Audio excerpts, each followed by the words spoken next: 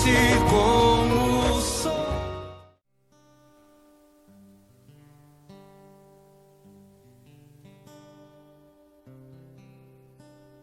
Diz assim, vou acompanhar como está ali na tela. Temos diferentes dons, de acordo com a graça que nos foi dada. Se alguém tem o dom de profetizar, use-o na proporção da sua fé. Verso 7. Se o teu dom é servir, sirva. Se é ensinar, ensina. Verso 8. Se é encorajar, haja como encorajador. O que contribui, coopere com generosidade. Se é exercer liderança, que a ministre com zelo. Se é demonstrar misericórdia, que a realize com alegria. Amém? Pode sentar-se, queridos.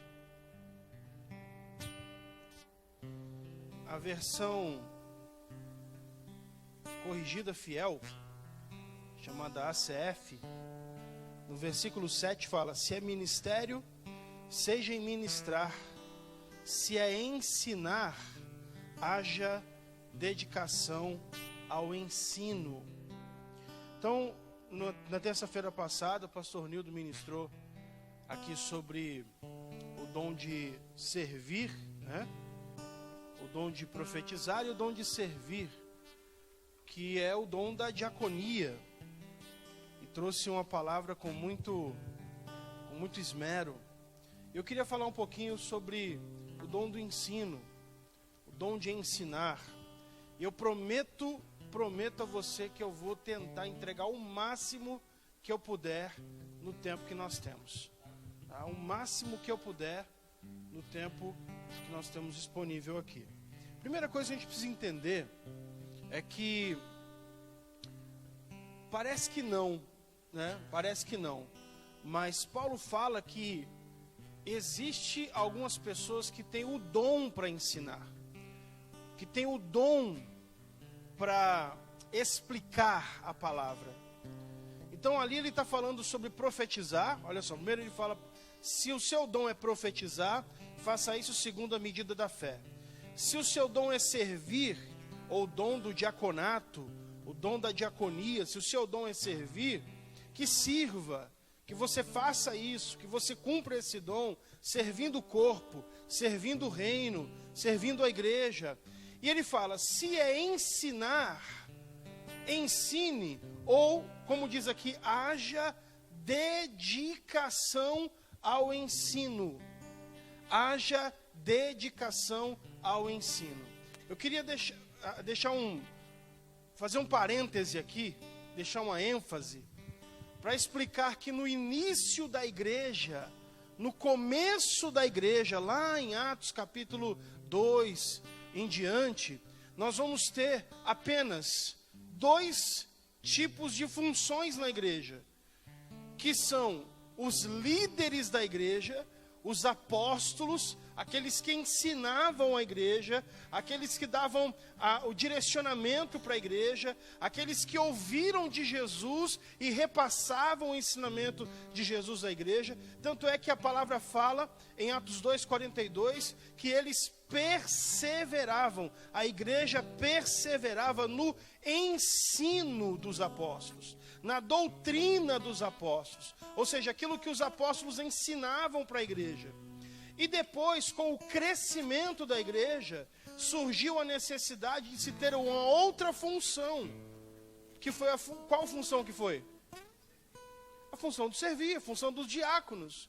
Ou seja, quando eram servidas as mesas, porque diz que eles comiam em conjunto, partiam o pão em comunhão, e aí a Bíblia fala que naquela porção diária, ou seja, quando iam se servir as mesas, as viúvas e os órfãos não eram assistidos, e começou-se a ter uma murmuração contra a igreja, dizendo assim: vocês não cuidam direito das pessoas, As pessoas vêm aqui e fazem o que quer. E aí houve a necessidade de se levantar diáconos. Para quê? Para fazer a parte prática da igreja. Para cuidar da assistência da igreja. E aí, quando vem procurar os líderes, quando vem procurar os apóstolos, o que eles falam? Levantem entre vocês 7 homens de boa reputação, cheios do Espírito Santo, e constituam estes homens sobre esse negócio. E nós quem? Os líderes, os apóstolos, aqueles que estão na frente da igreja, nós perseveraremos na oração e no ministério da palavra. Então, primeira coisa que a gente precisa entender, se você quer, veja bem, se você quer galgar, se você tem o desejo de ser um líder na casa de Deus, se você tem o desejo de alcançar o ministério pastoral, falando bem claro aqui, de alcançar o ministério pastoral, de ser um líder na casa do Senhor, porque a palavra de Deus diz, o apóstolo Paulo fala em 1 Timóteo 3:1, dizendo, aquele que deseja o episcopado, deseja ser um pastor, deseja ser um líder na casa de Deus, excelente obra deseja. Então tudo começa com um desejo. Tem aquelas pessoas que falam assim, eu não queria, mas Deus me obrigou. Não é assim.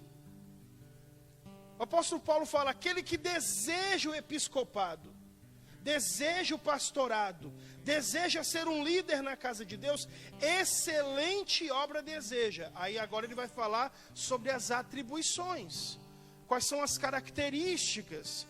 E aí do versículo 2 em diante, ele vai falar quais são os requisitos de alguém que quer ser um líder, um pastor, um presbítero na casa de Deus, precisa ter.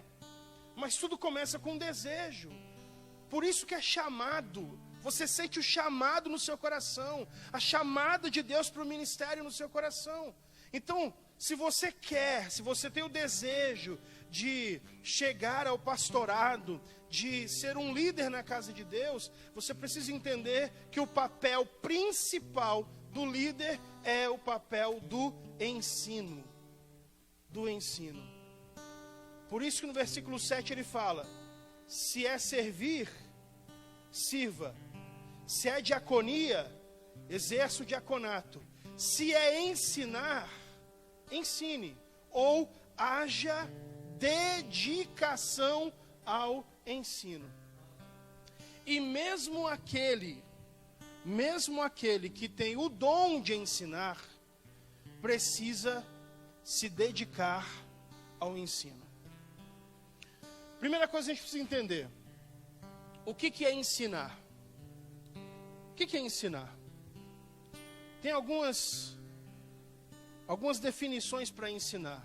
Veja que quando nós nascemos, desde a época de criança, nós sempre estamos rodeados de ensinadores. Os nossos pais foram os primeiros a serem nossos mestres. A criança, né, jovens? Amém? As crianças, quando elas crescem, quando elas estão na sua casa, elas vão aprender com os pais. Elas aprendem o quê? Elas aprendem a falar. O idioma que elas vão aprender, o idioma que elas vão falar, vai ser ensinado pelos pais. Se os pais falam inglês, a criança vai aprender inglês. Se os pais falam português, a criança vai aprender português. Então, os primeiros ensinamentos nós temos com os nossos pais. São os nossos primeiros mestres, que vão nos ensinar o quê? Valores. Vão nos ensinar o quê? Educação. Vão nos ensinar moralidade, o que é certo, o que é errado, o que pode, o que não pode. São os primeiros mestres. Depois nós chegamos na fase escolar, vamos para a escola. E lá na escola nós vamos ter quem? Professores. Pessoas que também vão nos ensinar. Pessoas que vão nos ensinar a ler, a escrever, a nos alfabetizar, vão nos ensinar a fazer contas. Então, nós sempre estaremos rodeados de pessoas nos ensinando. Sempre. E quando nós estamos na casa de Deus, quando nós falamos do reino de Deus, quando falamos das verdades de Deus, nós precisamos de mestres. Precisamos de pessoas para nos ensinar. Sabe por quê, querido? Eu costumo dizer o seguinte: tudo que você aprender, tudo, exatamente tudo que você aprender nessa terra, tudo. Você pode aprender a dirigir, você pode aprender a andar de bicicleta, você pode aprender uma profissão, você pode aprender uma habilidade, você pode aprender a tocar um instrumento, qualquer coisa que você aprender aqui, tudo isso vai ser um conhecimento que vai te trazer benefício terreno, que vai te trazer benefício aqui na terra. Mas o conhecimento da palavra de Deus é o único conhecimento que vai te trazer um benefício eterno, que vai te ensinar sobre a vida eterna, sobre como obter a salvação. Por isso que é tão importante que pessoas, que cristãos se dediquem e tomem a decisão de querer ser um ensinador, de querer ser alguém que vai compartilhar, que vai ensinar os princípios e os preceitos da palavra de Deus. É tão importante isso. Isso é tão importante, veja bem, no reino de Deus é tão importante pessoas que se dedicam ao ensino da palavra, que o apóstolo Paulo, quando escreve para Timóteo, não sei se o Alexander consegue colocar aí para mim, 1 Timóteo 5,17, 1 Timóteo 5,17, ele fala assim: aos presbíteros que lideram na igreja. Presbítero aqui fala dos líderes da igreja, dos pastores da igreja. Aos presbíteros que lideram, que governam na igreja, sejam dignos de dobrados honorários. Dobrados honorários. Outra versão fala de dupla honra. Dobrados honorários, principalmente os que se dedicam ao ministério da pregação e ao ensino. Olha a importância disso. Ele está ensinando Timóteo, dizendo: Timóteo, é o seguinte, você vai ser um pastor de outros pastores, você vai ser um líder de outros líderes, você vai ser um pastor, para a gente entender na nossa linguagem, você vai ser um pastor de campo, vão ter outros pastores, outros líderes debaixo da sua alçada. Por isso eu vou te dar uma instrução: os presbíteros que administram bem a igreja são dignos de dobrados honorários. Dobrados honorários. Principalmente os que se dedicam ao ministério da pregação e do ensino. Porque o ensino é a base da igreja. O ensino é o que traz fundamento, é o que traz alicerce.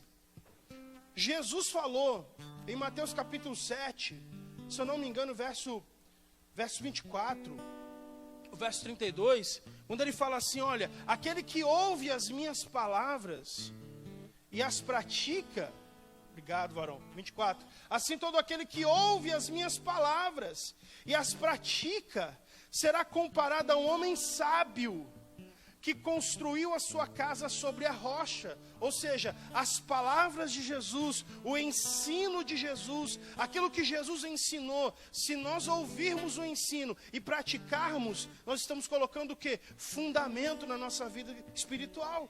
Estamos colocando alicerce na nossa vida espiritual. E o que vai acontecer? Vão vir as chuvas, vão correr os rios, vão bater os ventos, e a nossa casa vai estar firme sobre o quê? O fundamento, a palavra de Jesus.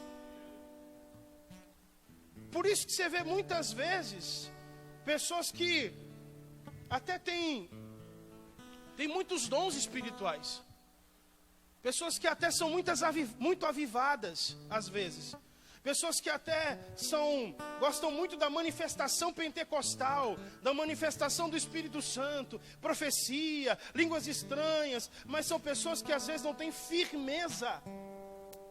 Firmeza. Por quê? Porque não tem ensino, não tem fundamento, não tem base.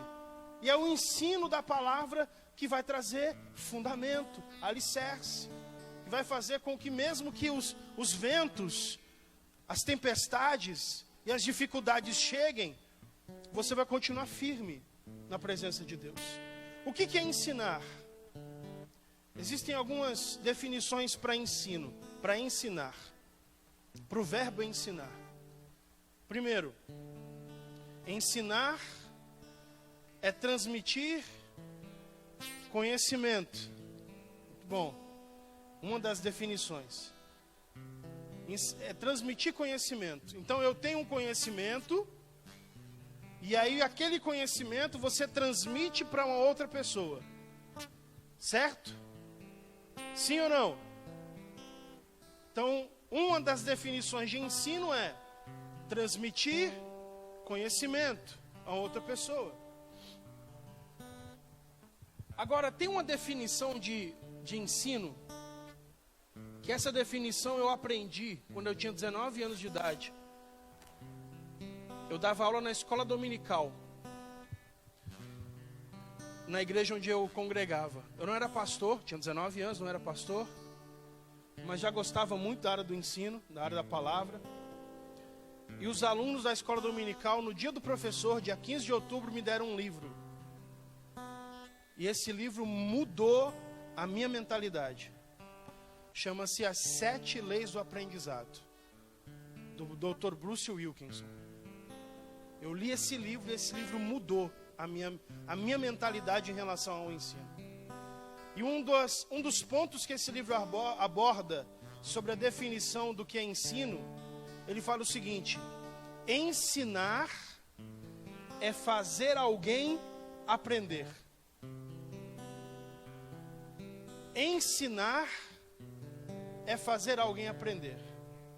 Porque eu posso muito bem pegar um conhecimento e jogar esse conhecimento, e transmitir esse conhecimento, e colocar para fora esse conhecimento, e falar para você assim: agora se você vai aprender é com você. Certo? É o que muitas vezes eu comecei a identificar que acontece na área da educação no Brasil. Eu estudei em escola pública, estudei em escola estadual, escola do governo, escola do estado. E eu percebia que às vezes na aula tinha professor que ele pegava o livro na mão e ele tinha uma lousa que ia de fora a fora da parede. E a gente ficava sentado com um caderno e o professor ia a aula inteira, 50 minutos, escrevendo no giz, com giz na lousa, escrevendo o que já estava no livro. E a gente era obrigado a ir correndo atrás, escrevendo no caderno aquilo que ele estava escrevendo na lousa. E quando ele terminava, eu lembro muito bem disso, terminava, ele vinha na primeira parte da lousa e apagava e continuava escrevendo. E na mente dele, a gente estava lá aprendendo alguma coisa, mas não estava, a gente só estava copiando. Ou quando não, a gente decorava as perguntas, as respostas da prova para poder responder. E a gente ia decorando, mas uma semana depois a gente não sabia mais nada do que tinha decorado. Isso não é aprender, e isso não é ensinar. Mas eu também tive professores nessa mesma escola que eu lembro de coisas que eles ensinaram. Por exemplo, a professora Meire de biologia, eu me lembro da aula dela explicando sobre o sistema digestivo. E eu me lembro como se fosse hoje, como se ela estivesse na minha frente, ela falando como que funcionava o aparelho digestivo, a comida que vai na boca, e aí recebe a saliva, começa o processo de digestão, mastigação, passa pela faringe, passa pelo esôfago, no esôfago recebe ali uma espécie de massagem, cai no estômago, recebe o suco gástrico, a bílins, acontece ali um processo digestivo, e aquele bolo alimentar sai do estômago, vai para o intestino delgado. Lá no intestino delgado, o organismo faz a separação das vitaminas, proteínas, glicídios e lipídios, e vai para a corrente sanguínea, e o restante vai para o intestino grosso, que é expelido pelo corpo. Isso eu aprendi numa escola pública com uma professora de biologia. E eu nunca mais esqueci. Qual que era a diferença dessa professora para uma outra professora de história que eu tinha, que só escrevia na lousa? O método, a forma de ensinar. Quando você entende o processo que acontece no ensino ou no aprendizado, você muda a forma de ensinar. Ou seja, quando o professor, ele fala assim, não, o meu papel não é transmitir conhecimento, o meu papel é fazer a pessoa ensinar. Aliás, é fazer a pessoa aprender. Fazer a pessoa aprender. Ele vai usar ferramentas para poder chegar nesse objetivo, que é fazer a outra pessoa que está ouvindo aprender. Eu queria falar aqui sobre o processo da comunicação. O processo da comunicação. Você que também está nos acompanhando pelo culto online, fica aqui comigo, pega papel e caneta, anota que isso é muito importante. O processo do aprendizado. Como que acontece? Se você quer aprender a ensinar, redobre a sua atenção. Se você quer aprender a ensinar, existem no processo de comunicação, existem 3 partes. Muito simples isso. Muito simples, muito claro. Existe a parte do transmissor, aquele que transmite o conhecimento, aquele que vai transmitir o conteúdo. Existe a mensagem e existe o receptor. Esse é o processo de comunicação, tá? O transmissor, a mensagem e o receptor. Nesse caso aqui, vocês são os receptores. A mensagem é o que está sendo falado aqui, é o ensino. E aqui eu sou o transmissor. Nesse processo de comunicação,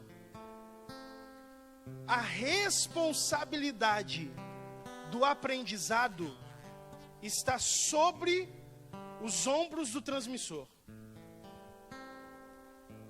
Ou seja, o receptor, ele está simplesmente passivo.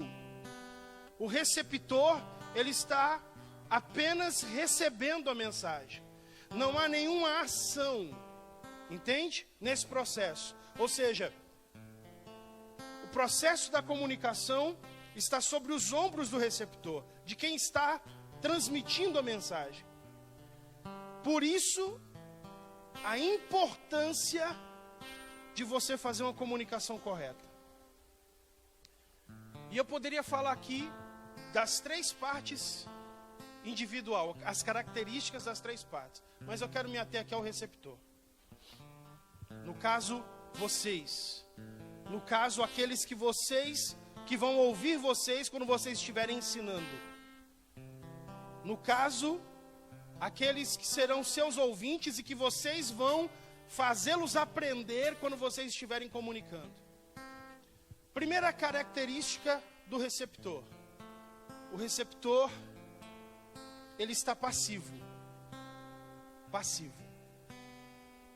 Tá? Então, a primeira coisa que você precisa entender é que quando você for comunicar algo, quando você for ensinar algo, quando você for transmitir algum conhecimento, quando você for fazer alguém aprender, você precisa se esforçar para fazer a pessoa aprender. O esforço tem que ser seu. O esforço tem que ser seu. Então, quando você for o transmissor da mensagem, você vai ter que se esforçar, porque o seu receptor estará passivo. Segunda característica do receptor, daquele que está ouvindo, daquele que está sendo alvo do aprendizado. Você precisa entender que todas as pessoas têm um botão da atenção. Botão da atenção. Isso aqui eu vou patentear porque fui eu que criei esse negócio. Todo mundo tem um botão da atenção, gente. O que é o botão da atenção? A sua mente, a nossa mente, ela é volúvel. A nossa mente, ela é raptada por pensamentos. A nossa mente está em movimento. Então, se eu que sou o transmissor, não conseguir captar a sua atenção, se eu que sou o transmissor não for um bom comunicador, eu vou perder a sua atenção. O seu botão da atenção vai desligar. O seu botão da atenção desliga. E aí, às vezes, é o que acontece? Você está aí, olhando para mim, você está ouvindo o que eu estou falando, mas a sua mente já saiu daqui faz muito tempo. O botão da atenção desligou. E a sua mente foi embora. Às vezes eu falei aqui, vou dar um exemplo. Eu falei aqui da professora que escrevia na lousa. Aí a sua mente saiu daqui, foi lá para a sua época de escola, foi lá para a sala de aula, e você saiu daqui e foi para lá. E aí, qual que é o meu esforço? De fazer você voltar para cá, para o que eu estou falando. O bom comunicador é aquele que consegue, por mais tempo, deixar o botão da atenção das pessoas ligado.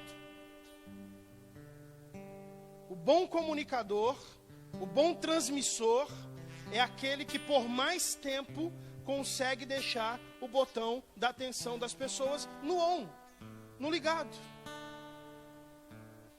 Agora, você quer ver uma coisa? Você já ouviu uma palavra, uma mensagem, uma pregação, que a pessoa estava falando, ela estava pregando, e você não estava entendendo o que ela estava falando? E ela estava falando e você estava olhando para ela, e você não estava entendendo, você não estava conseguindo raciocinar o que ela estava falando, qual que era a linha de raciocínio dela. E sabe o que acontece? Sua mente desliga. Sua mente desliga. E aí você começa a folhear a Bíblia. Aí começa a levantar para beber água. Começa a ficar disperso. Então, o esforço do transmissor, daquele que ensina, é fazer com que a mensagem seja atrativa o suficiente para deixar o receptor com o botão da atenção ligado, prestando atenção no que está sendo falado. Então, você, como alguém que quer aprender a ensinar, aprenda que as pessoas, elas têm um botão da atenção. E quando você estiver ensinando alguém, quando você estiver falando com alguém, e você perceber que a pessoa está cochilando, não fique triste. Às vezes a pessoa realmente está cansada. Às vezes a pessoa realmente está cansada. Mas o que você faz? Você percebe que tá disperso, que está sem atenção, você vai, chama atenção. Você vira e fala, amém, jovens? Amém? Quando você percebe que a atenção está devagando, você chama as pessoas para atenção. Você fala com um, você fala com outro. Isso é você se esforçar como transmissor para poder fazer a pessoa aprender aquilo que você está ensinando. Amém? Terceira coisa que você precisa entender sobre o receptor. Terceira coisa é que as pessoas elas gostam de aprender. Veja bem, as pessoas elas gostam de aprender aquilo que traz a elas interesse. Interesse. Aquilo que é interessante para elas. O receptor é assim, ele vai se animar, ele vai estar mais empolgado mais propício a prestar atenção naquilo que ele tem interesse. Naquilo que ele tem interesse. Você chega lá na aula de matemática, na aula de química, sei lá. Aí o professor começa, x ao quadrado elevado à terceira e tal, y, z, aí você começa a olhar e você fala assim, meu Deus, o que eu vou usar isso na minha vida? E tem gente que tem interesse, e tem gente que gosta, mas tem gente que não gosta, a maioria não gosta. Então aquilo que causa interesse vai fazer as pessoas prestarem mais atenção e se dedicarem mais para aprender. Ou seja, o nosso papel como ensinador é fazer com que aquilo que nós estamos ensinando se torne algo interessante. Interessante. Quem foi o maior professor, o maior mestre que pisou na face da terra? Quem foi? Quem foi? Jesus. Jesus foi o maior mestre, o maior professor. Vamos aprender com ele. Ele chega na beira do poço. Olha só, meio-dia, sol quente, vem a mulher, de Samaria ainda, para tirar água. Aí Jesus pega e fala, mulher, me dá de beber. Ela toma um susto. Como pode, tu sendo judeu e eu sendo uma mulher samaritana, e tu me pedir de beber? Jesus causou ali um primeiro impacto com aquela mulher, porque judeus não se falavam com samaritanos. Aí Jesus fala assim, mulher, se tu soubesse quem te pede dar-me de beber, tu lhe pediria e ele te daria água viva. A mulher fala, água viva? Bom, imagina, irmão Sandro, alguém chega para você e fala assim, irmão Sandro, eu tenho uma água viva para você. Quer tomar água viva? É no mínimo curioso, sim ou não? Fala, água viva? Eu falo, tu não tem com que tirar, e o poço é fundo, onde que tu tem essa água viva? Vou falar uma coisa para você, mulher. Os teus pais tomaram água desse poço e voltaram a ter sede, mas aquele que beber da água que eu lhe der, nunca mais voltará a ter sede. Porque aquele que beber da água que eu lhe der, se farão nele rios de água viva, que jorrarão do seu ventre. A mulher ficou doida. Falou, Senhor, me dá dessa água para que eu nunca mais venha ter sede e ter que voltar aqui nesse poço. Você entende? Jesus fez a comunicação dele se tornar interessante para a mulher. A mulher tinha um poço. Ela toda vez tinha que vir tirar água. Ela falou, o quê? Eu nunca mais vou ter sede? Nunca mais vou ter que vir aqui tirar água? Me dá dessa água, Senhor. Dá para mim dessa água. Aí Jesus falou assim, vai lá, chama o teu marido e vem cá. Aí ela fala, mas eu não tenho marido. Disseste bem, não tenho marido, porque você já teve 5. O que você tem agora não é teu. Tu és profeta, Senhor. O Senhor é profeta. Às vezes, eu costumo dizer isso. Às vezes, quando a gente vai pregar, olha só, meu tempo está acabando. Quando a gente vai pregar, quem é obreiro, quem é pastor, vai entender o que eu vou falar. Às vezes você está estudando, vem uma revelação na palavra, você fala, meu Deus, que palavra, que revelação. Você fala, meu Deus, vou pregar isso aqui, vou pregar. Você fica desesperado. para compartilhar aquilo que Deus te revelou. Ou então você estava numa aula, você assistiu uma palestra no YouTube, uma aula que você não sabia, que você aprendeu, você falou, meu Deus, eu preciso compartilhar isso aqui com alguém.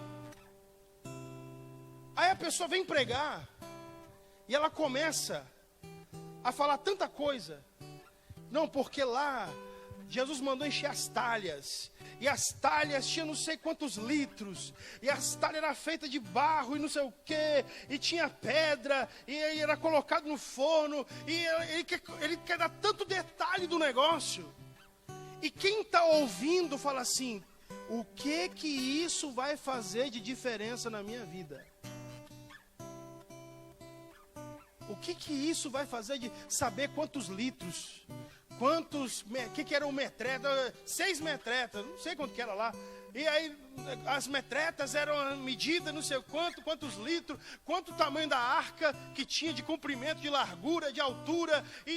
E a gente fica empolgado para ensinar isso. E quem está ouvindo fala assim, o que isso vai fazer de diferença na minha vida? Como que eu aplico isso na minha vida?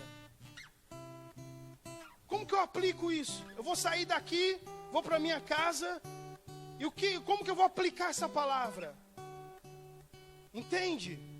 Por quê? Porque o nosso papel como ensinadores é trazer os ensinamentos da palavra de Deus e aplicar esses ensinamentos na nossa vida prática. Aplicar esse ensinamento e falar assim, ó, você vai aplicar isso aqui na sua vida e você vai ter uma transformação na sua vida. Por isso Jesus falou assim, aquele que ouve as minhas palavras e as pratica. Porque se é só ouvinte não adianta. Eu tenho que praticar. Eu tenho que praticar. Então se você quer ser um ensinador, por isso Paulo falou, se eu dou a ensinar, então se dedique. Haja dedicação no ensino. Entenda quem é o seu receptor. Entenda que as pessoas que vão te ouvir, elas estão passíveis na hora da comunicação. A responsabilidade de fazê-las entender o que você está falando é sua, não é delas. Segundo, entenda que elas têm um botão da atenção.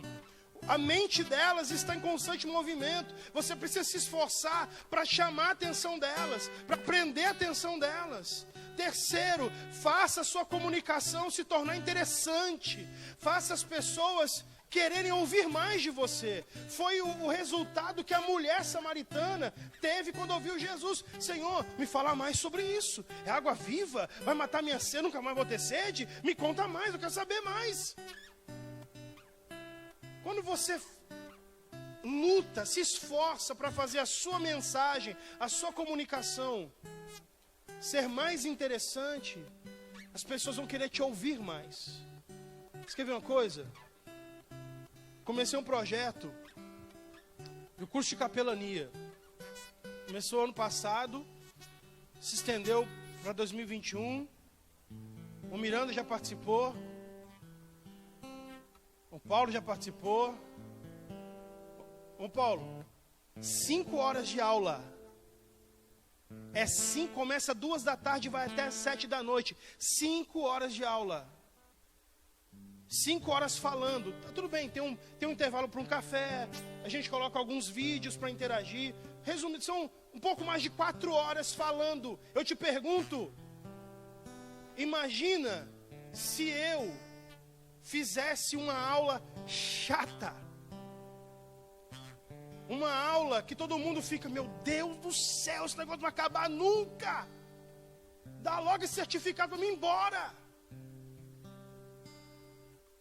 5 horas de curso. O que você aprende? Você aprende assim, não, eu preciso tornar a minha comunicação interessante. Interessante. O Natanael participou também. Interessante. Para quê? Para que as pessoas... Na última formação, eu contei uma história. Contei uma história de capelania, que eu vou explicar, vou contar para vocês aqui a história. O pastor foi visitar o irmão que estava enfermo. E ele estava lá, visitando o irmão lá na maca, com um tubo de oxigênio. Daqui a pouco o irmão começou a se debater e falar com o pastor, e o pastor começou a ficar meio assustado. E aí, quer falar alguma coisa? E não conseguia falar. Aí o pastor tinha um bloquinho de nota, um bloquinho assim, um caderninho igual do irmão do pastor Gilmar. Deu para ele, aí ele escreveu, e morreu. Aí o pastor ficou meio assustado, veio o pessoal da enfermagem e tal, tirou o pastor de lá de dentro, levou o irmão, chegou no velório. Aí o pastor foi fazer o culto fúnebre. Falou assim: irmãos, nosso irmão faleceu, eu estava com ele no momento que ele partiu, estava do lado dele, inclusive, irmãos, ele deixou alguma coisa escrita antes de morrer, as suas últimas palavras. Está aqui no meu caderninho, eu vou ler para vocês. São as últimas palavras dele antes de partir para a eternidade. Quando o pastor pegou o caderninho e falou assim: você está pisando no meu tubo de oxigênio.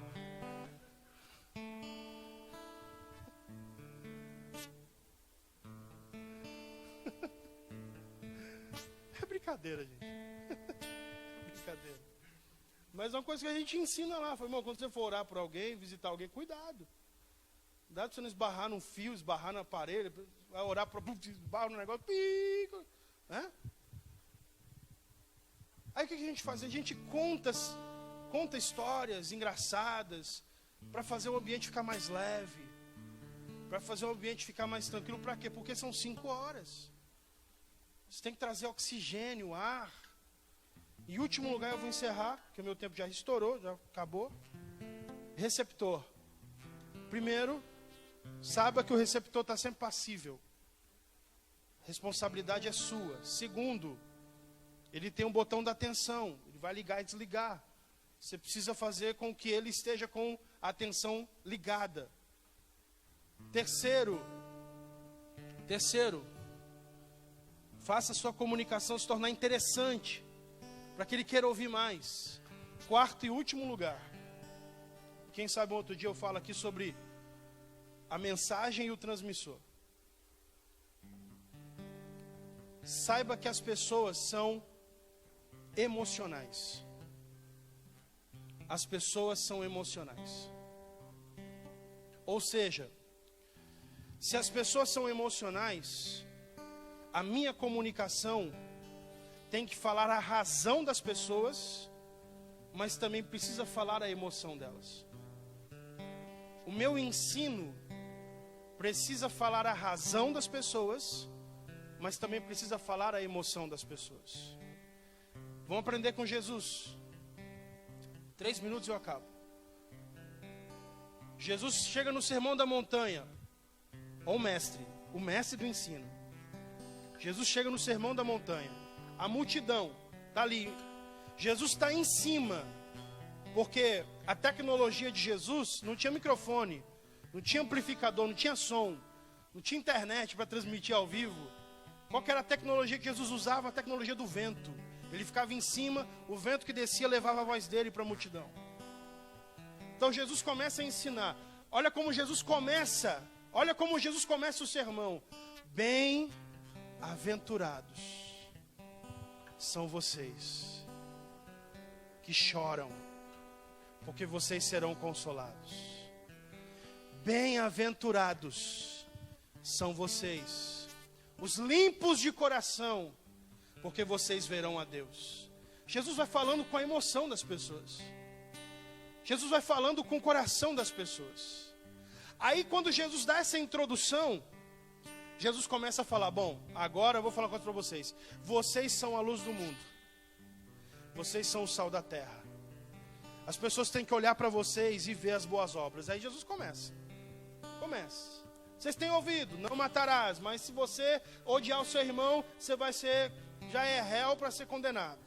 Você tem ouvido, não adulterarás, mas eu vos digo, se você olhar para uma mulher e cobiçar no seu coração, no coração já cometeu adultério com ela.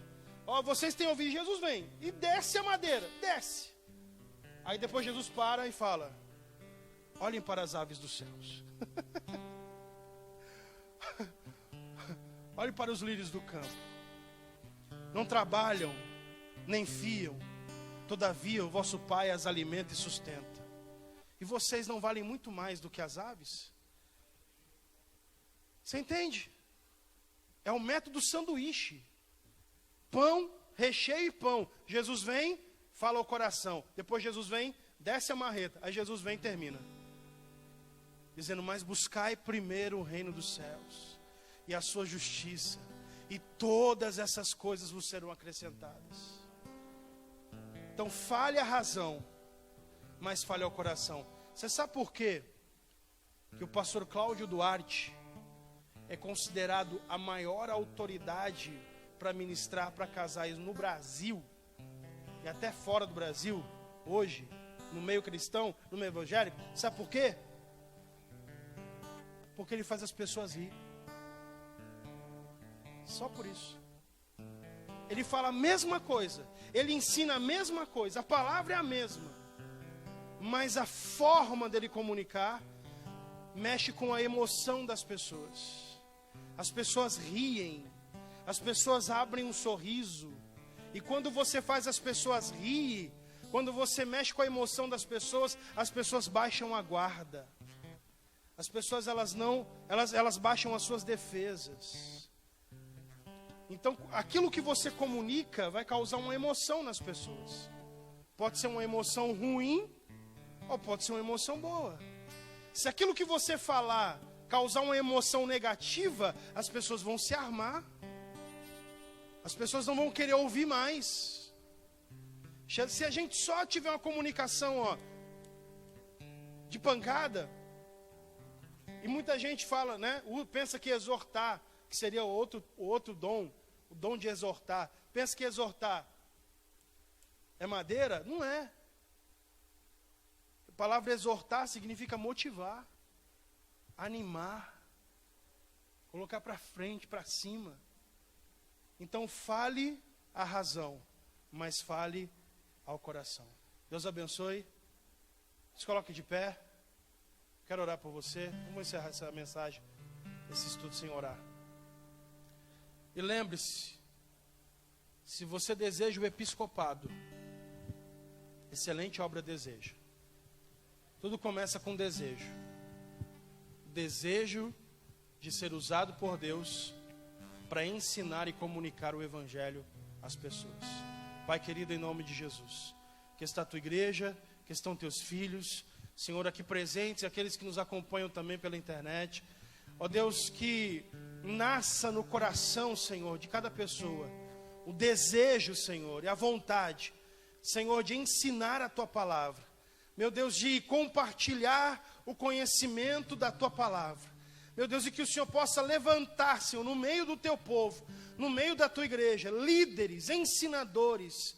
Que o Senhor possa levantar mestres, ó Deus, que possam se esmerar no ensino, que possam, Senhor, se dedicar ao ensino, meu Deus, e fazer com que o teu reino cresça e que os teus santos se aperfeiçoem, como diz a tua palavra. Em nome de Jesus, seja a tua bênção sobre cada um nessa noite, em nome de Jesus. Amém e amém. Aplauda o Senhor, Deus abençoe. Fala o nome delas, fala o nome do seu irmão, do seu primo, do seu amigo. Em nome de Jesus, o poder de Deus está visitando essa pessoa. Pode falar o nome dela. Qual seria o preço dessa multidão? Tudo que eu tenho por uma alma só. Ouve-se um grito desesperador. O mundo em chama clama por um pregador. Então como ouvirão se não há quem pregue o evangelho? Deus que anuncia a paz. Erga suas asas e clama nesta noite. Dá-me almas, dá-me vidas, dá-me águias para encher os céus. Dá-me almas, dá-me vidas, dá-me águias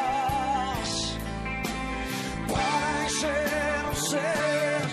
Dá-me almas, dá-me vidas, sim, Senhor, dá-me águias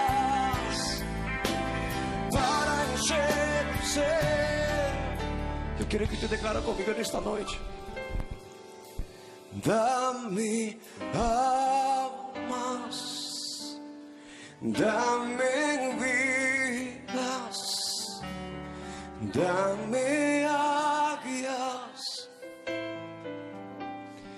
para encher os céus. Dá-me almas, dá-me vidas, dá-me águias para encher os céus. Receba agora. Eu creio que sabe. Essa música é uma intercessão. Nós não estamos falando de bens, de receber bens. Estamos falando de você se colocar na brecha para interceder e gerar choro, lágrimas. Que isso é o começo de todo verdadeiro avivamento. É derramado por lágrimas, por vidas, por arrependimento.